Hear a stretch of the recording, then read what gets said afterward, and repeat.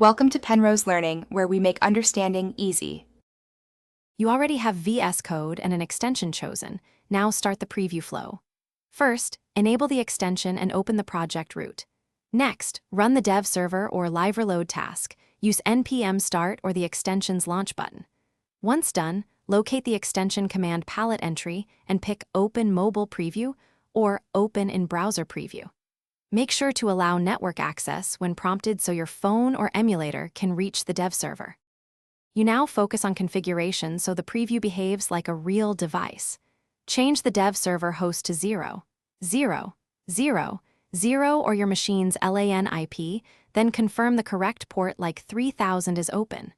Once done, use Vscode's port forwarding or your emulator settings to map that port to the mobile target.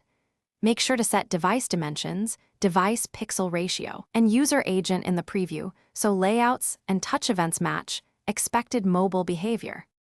You're at the finish line.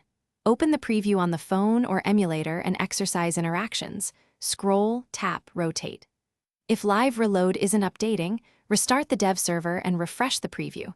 Make sure firewall or proxy isn't blocking the port. If things still go wrong, enable remote debugging from the browser or emulator to inspect console logs and network requests.